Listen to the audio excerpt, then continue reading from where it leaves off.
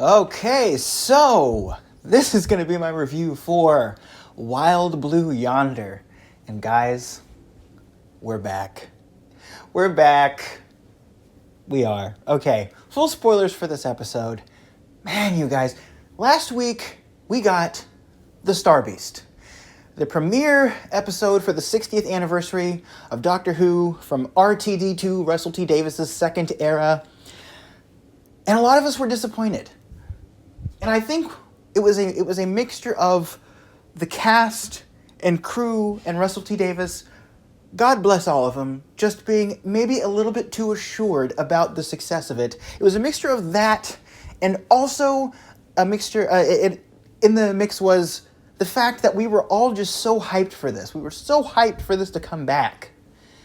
And I think that premiere never could have lived up to those expectations, but with this episode, guys, I finally feel like we're back, and I'm going to explain why. So, I just finished watching this basically a second ago, but this thing, okay, the last time I watched this, the Star Beast episode, I had a little bit of trouble kind of getting into the vibe of it, because I've watched it, I rewatched it. A lot of people watched the first episode and then kind of had to do the whole watch it several times thing to get a feel for it, and it just never quite felt right to me. There are always things I didn't like about it, and there was that one line that was very heavy-handed that a lot of people didn't like on all sides of the aisle. I might do another video about that. But this time, when we tuned in, I haven't looked at any other reviews, but I'm guessing this is just glowing reviews. So there's a few reasons why, okay? First of all, David Tennant and Catherine Tate, they are absolutely on top of their game in this episode because of the performances they have to do. They essentially have to play two different parts. They have to play different roles, two different sets of themselves, and they both excel at that. Especially David Tennant, because he does kind of a very dark performance in this. And it's not the kind of dark performance you usually get from Doctor Who, where it's like, I stared into the void, Doctor, and I saw your hatred, you know? It's that same kind of thing, but he's speaking more as just a villain in this. Like, somebody who is a conniving villain that is not cartoonish, just someone who is very straight, but also it's kind of cartoonish in a way, because it's an alien, right? And it's someone floating on the edges of space who went into the ship. But guys, the main reason this worked was just the premise rocked. The premise was so good. The idea of, them getting separated and then the clones starting to talk. It's not really a new thing, right? That's the thing about this. It's not a new idea in and of itself. It's just the execution, which is really good, because in the beginning, you have this whole thing with him going to the ship and kind of reassuring each other. A lot of those clips kind of got released beforehand where they were showing off what was going on, but they didn't want to show any clips from this. And there's the whole press release thing where they said starring redacted, redacted, and redacted. And it's because it's David Tennant and Catherine Tate playing different versions of themselves, which is something that no one guessed, right? But right from the beginning, I was watching this on a TV, and I had someone else in the room with me who wasn't watching it. I just had my headphones on because they were doing something else. So right in the beginning, when they got separated, I was like, okay, this seems to be normal. When they got separated, when they were doing the things in different rooms and they were cutting it together in such a way where it's like they're showing one thing in one room and one thing in another room, and you're thinking like they move on from one task and they're doing the next task later, right? But then it keeps cutting back and forth, and you're like, wait a minute, is this happening at the same time?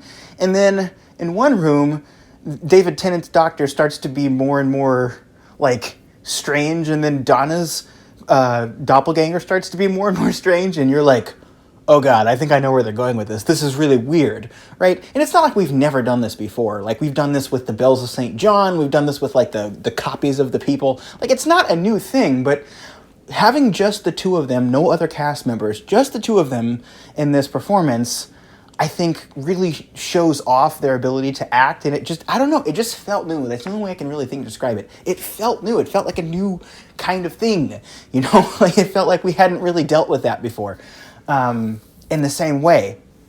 And the effects are looking good too. Like when the TARDIS is smashing in somewhere and it's just like boom, and it hits the wall. It's like, Well, you can really see those Disney dollars here. You can see kind of the Disney dollars with the ceiling. And I have to say something else about the aesthetic. In the first episode, I thought the aesthetic looked kind of unfinished, and I more or less still kind of feel that way about the audio. I think the way the audio is mic'd is really weird. Like, you don't really get echo in rooms the same way. It's the same kind of trend, and a lot of people, so my ability to notice this is not really above anyone else's. It's just that I work a lot with audio, and I'm going to say over the past 5 or so years, like I said, the audio is just really, really different. If you watch Doctor Who season 10 and then you watch this season of Doctor Who, like, the sound sounds much more open and natural, and I think better in like season 10 than it does now, where everything sounds very like hyper processed and very mid-range. It's very odd the way that vocals are working nowadays, so I still feel that way. But the visuals in this, I think, work a lot better, and I had a little bit of an issue with the way that David Tennant's Doctor was gelling with Donna in that first one. I don't feel that way now, because I think we're really starting to get a feel of the 14th Doctor. Now, it's possible that once I see this third special with the 14th Doctor, I will like that version of the Doctor a lot more, and it'll, like, not that I don't like him, right, but I'll understand that version of the Doctor a lot more, and it'll gel better with what I've seen in the first episode, the Star Beast. But in this one, it's like, oh, the 14th Doctor, you know, and he's acknowledging it sometimes. Oh, I say things like that now, and I don't really mind that, you know. I think it's interesting because the Doctor's discovering himself in the same way that we're discovering the new Doctor. So, you know, seeing that there kind of stick out in this episode, like, oh, this is the 14th Doctor. He looks different, he sounds different in his delivery, and he has different personality traits, and I'm starting to like that a lot more. Now, okay, I gotta talk about the part that I think a lot of people are gonna talk about, which is the body horror in this episode. The moment, so the tension is building and building with Donna being like, acting really weird, and the Doctor, and then them finding each other. There's something so viscerally, like, oh, thank God, about that, right? That they're like, oh, you realize that you're not with someone that you thought you were with. And then the moment where Donna goes, my arm is too long, and then she repeats it. It's a very Doctor Who thing where you repeat the same thing over, but then the camera goes down and her arm's like on the ground, and I was like, holy crap, that's freaky, right? And then there's the part where the Doctor's arms are too long, and that one didn't get me as much, because that one was like slightly goofy, which might have been intentional, because it was like the way the Doctor was so cavalier about it, it was kind of goofy.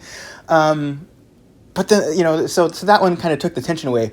But then when the Doctor's talking about his jaw and it falls down, I think that's the part that everyone's going to be talking about, because that scared the crap out of me. I have not been startled by Doctor Who like that since probably season 8 with Listen. Season 8 with Listen is the last time I watched Doctor Who and really, like, got scared and jumped. And, like, yeah, that was, like, weird. And it's a weird kind of Doctor Who scare, because it's not technically gore. Like, there's no blood, there's no bones or anything that you see. But, like, it is very freaky, to the point where, like, if I had a kid who was, like, 8 or 9, I wouldn't let them watch that part, probably, because that might give them nightmares. That was just so well done. And I laughed because, you know, I don't know if for any of you who like horror out there, there's this phenomenon of you getting, like, something scares the crap out of you and you laugh because of how well done it was. I watched the series The Haunting of Hill House on Netflix. And if you've watched that series, I won't spoil it, but there is a jump scare in that series that is, like, so effective that usually when people have seen that series, you say, oh, remember the jump scare? They know exactly what you're talking about, and it makes you laugh because of how good it got you. You know, I imagine that part is gonna make people go like that, because when that happened, I went, oh my God, and I paused it, and the person I was with, who doesn't even watch Doctor Who, I stopped it and rewound it so they could watch that, and it got them too. So, like, you know, I told them a little bit about, like, oh, this is what's happening in this episode. Like, they don't know these characters, right? But I'm like, this is what's happening in this episode, and I rewound a little bit and showed them that, and they were like, ah, you know, like. So that was really well done. I think that's the moment where I really started to like the episode. I mean, I liked it in the beginning, getting to know the Doctor and Donna a little bit better. But oh my God, like, that moment right there was just, oh, just like, that just, it made me scared in a way that I didn't think I could still be scared by films. Because I watch a lot of things, And in my adult life, it's not because I'm like super awesome or something like that. It's just because, like, I don't know. I've watched enough behind the scenes things from films that, like, typically I don't get frightened by films. I will get, like, disturbed by films. I don't like disturbing films. But typically, like, that feeling of, like, visceral horror where you're, like, scared to turn around, I don't typically get that from watching things anymore. But holy crap, that got me. So 10 out of 10 for that. There's a line that the doctor says about he might be attracted to, like, males now, which is, like, I don't really, like, have any issue with that, because the doctor already kind of had that in some areas, I think. Like, and a lot of people don't consider this canon, but in the Scream of the Shalka, it's kind of implied that the doctor might be attracted to men, and, like, the doctor kisses Jack Harkness at one point. So, like, I imagine that's something that some people won't like, but I think it's fine. This is a different doctor. Some people think David Tennant should have used his Scottish accent for this doctor, but I understand why they might not have wanted to do that. I think it's far more impressive for David Tennant to use the same accent and come off as a very different doctor, which I think he does here, So, the thing with the slow robot, that part right there felt very Matt Smith, actually. Like, the part where the robot's just sitting there, like, just, kind of deadpan staring. It felt very Stephen Moffat, I should say. Something out of the, like, later season, like, Capaldi season, or something out of, like, the Smith era.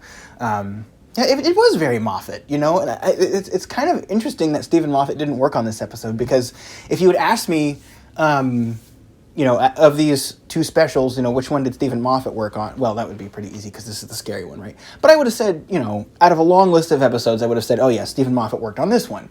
But he didn't, Okay, so we get the body horror with the Joel. And then we start to get the thing where they're trying to work it out.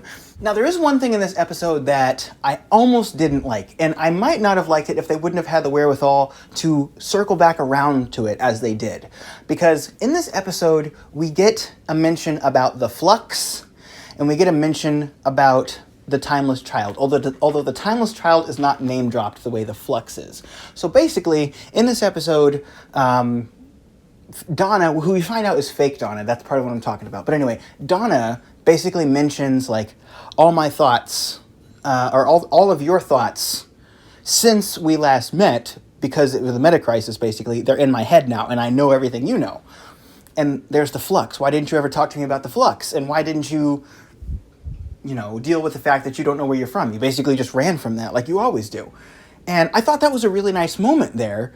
And I thought that was the real Donna there. And of course it wasn't the real Donna, because they kept doing the, who's real, which it only slightly got old, but I'll deal with that in a second. But anyway, Donna and the doctor are having this conversation, and the doctor has this very emotional moment with her. And I started to think there, like, please don't have this be the fake Donna. Please don't have that meaningful moment and then say, haha, it was the fake Donna. And they did exactly that, right? But the reason... also, I have to say, David Tennant basically went in the hallway and, like, started punching the wall and stuff, which was a little bit overdone, but I had a humorous moment to myself, which, no disrespect to Chris Chibnall, but I'm like, number one, this is like, yeah, this is the kind of emotional moment we needed from the doctor that we didn't really get with Chris Chibnall. Like, I don't really feel like he gave Jodie Whittaker's doctor really any time to deal with that in any meaningful way, even though, like, superficially, like, oh no, my planet's gone, oh no this, oh no that, but, like, it didn't really feel that real. Sorry, no disrespect to Jodie, but, like, it really didn't. This felt like the doctor dealing with it more than any of the stuff in Flux or Season 12, right? Or the specials. But then I was like, he's punching the wall, and I'm like, that's just the 14th Doctor responding to the Chibnall era. I'm not saying that to be like a meme or something. It's something funny, like, to kind of think about. Like, a lot of us didn't like those changes. You shouldn't rage online if you don't like something in that same way, right? But it's just like, yeah, it's kind of the doctor dealing with that. Anyway, so I wouldn't have liked that, except for the fact that later in the episode, back inside the TARDIS, the doctor asked Donna, like, hey, do you know what happened since then? And like he kind of doesn't tell her. I'm guessing he's going to tell her later, maybe, or maybe I don't know. At least they dealt with it, right? At least they kind of, the doctor is acknowledging, hey, I'm emotional about this. Donna wants to know about it. I'm open, but I'm not all that open. Like, I'm not completely different. I'm not open about everything yet. Even though I'm the 14th Doctor, I'm not exactly as open as I could be about this kind of thing because it's still painful, right? So, anyway, there's a moment there where she starts to open her mouth and like say something, and then the TARDIS lands, and he lands it early, so he could get out of that conversation. Which I didn't love that. It kind of was like, oh, okay, maybe now I don't like, but I think it's fine. I think we dealt with it enough. I think it's okay. I would have rather him just the moment where he's like, I'll be okay in a million years, and for her to just nod and be like, okay, like you don't want to talk about it right now. And then just move on, rather than have the thing where she starts to say something in the TARDIS land. But it's a nitpick, right? It's a little thing. I can deal with that. I think like we dealt with that in pretty much almost the best way we could have, which is just we're putting it out there, we're moving on. Now, would I have rather them just not talk about it? Yeah, but I already knew they were going to do that because I saw the press releases where RTD said they were going to be dealing with it a little bit. So that's fine. Then we land and we get Wilf. Which, this is kind of a weird episode to have Wilf in, because it just seems like it happens at the end. It probably should have been at the beginning of the next episode, maybe, but we're setting up the conflict for the next episode. It's almost like having the Next Time trailer in the actual episode, because I don't like those Next Time trailers, and a lot of other people don't like those, because the reason I don't like the Next Time trailers is because it's like, you're like, a Doctor Who resolution. Now let me watch the credits. The credits are the time for you to mentally process what you just watched, right? Like, it's like, yes, that's a satisfying Doctor Who episode. Here are the credits. I will walk away and say, that was great. Except, before you can do that, it's like, oh, here's what's next time. It's like, I don't want to think about that. I want to process what I just watched. If I don't even have time to process it, you're already showing me something else. So I'm kind of glad they're not doing those, but this makes more sense. If you're going to have a lead-in, do the classic Doctor Who cliffhanger. Cliffhangers are great. We all love the cliffhangers, right? That's what Doctor Who's all about. Like, 50% of the reason I watch Classic Who is just because I want to see what they're going to end the cliffhanger on. The cliffhangers are so fun. But just seeing Wilf there, it gave me a warm feeling. Like, I didn't have the, like, very, very emotional reaction that some people probably will, because it's just, I didn't watch Doctor Who growing up as a kid or anything. I watched all of Doctor Who as an adult.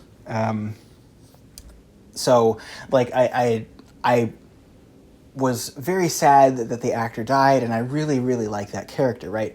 But just seeing him back again, it didn't really fill me with sadness. It filled me with just like a feeling of, yes, there's Wilf. We love Wilf, right? And I love the way that's set up too, where it's like, oh, Doctor, I knew you would be here, and I knew you'd save us. And he's like, wait, save us from what? And he's like, and we also didn't have that thing of like, oh, where have you been, right? We didn't get that line, which I'm not a big fan of that kind of line, like, oh, Doctor, where have you, because like, he travels in time, right? I like that Wilf just assumes that he already knows what's going on, and then like there's just chaos happening everywhere. And it's cool right now, because I'm wondering how it's going to be on future viewings, because like right now we have a lot of hype for the third episode, right? I won't reveal the title if you don't know what the episode is, I guess, and I won't spoil what's coming up if you don't know. But like we're very hyped for what's coming up, right? And to see this kind of leading into it is like, yeah, it doesn't feel like it's a big drop. Versus if you're watching this in the future when you haven't had those press releases, it's like, well, why are you introducing this new thing, right? So maybe that'll be the case. But anyway, I also have to say, everything in this episode, from like the line of salt that gets laid down to the conversation I mentioned earlier where David Tennant's playing the very dark version of not himself, but just this alien, to the silliness of the aliens filling up the corridor, and chase. This is just what Doctor Who's all about. This episode is the most Doctor Who has felt in a very long time. It's just...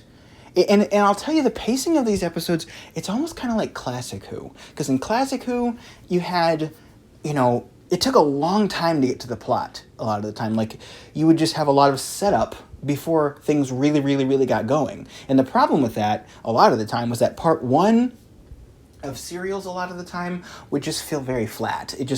it would be hardly nothing sometimes. And then it wasn't until the cliffhanger that you really were like, oh, I want to see this next week, right?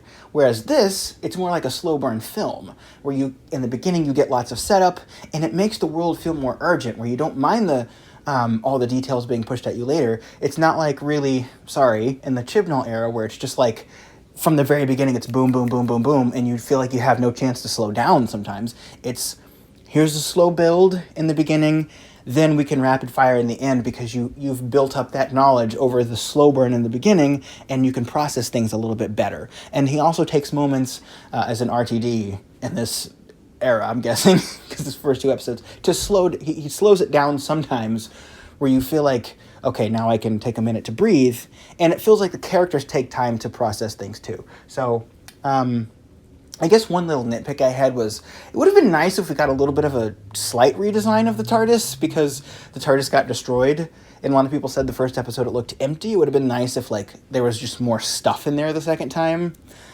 But, the TARDIS interior, it's okay. I've kind of warmed up to it, as you usually do. It's like when an artist, and I think the 50% Doctor Who podcast talked about this, like, when artists release new things, and it's I'm going to make another parallel to that, because it's like, sometimes artists release a new thing, and then at first you don't like it, and then it kind of grows on you. Like the TARDIS, I feel the same way. It's only been 7 days, and I already feel like I like the TARDIS better,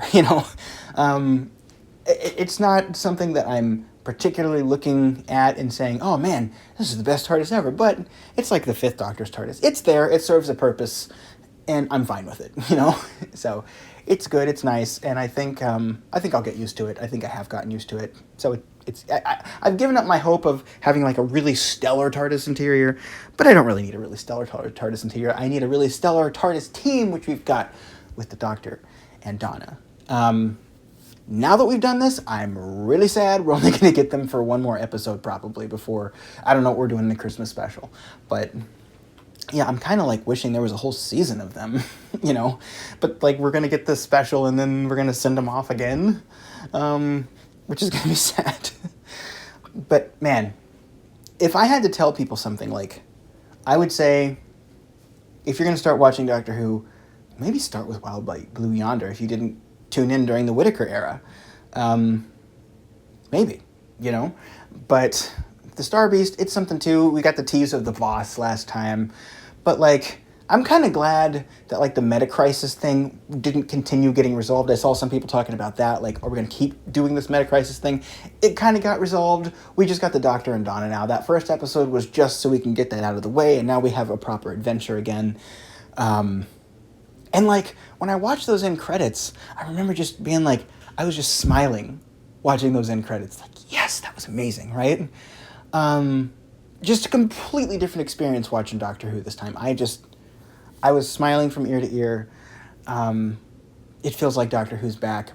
I really hope this next episode just really lands and can stick this landing for those 3 specials. But hey, if not, at least we got a really good middle episode. Just exciting, explosive, funny, scary, dramatic, heroic, everything Doctor Who should be.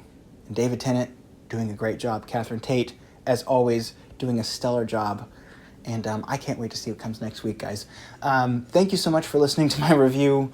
I'm happy. I'm off to see other people's reviews now, because after I record my review, then I free myself to watch other people's reviews. Anyway, guys, until next time, I will see you next time, and allons-y.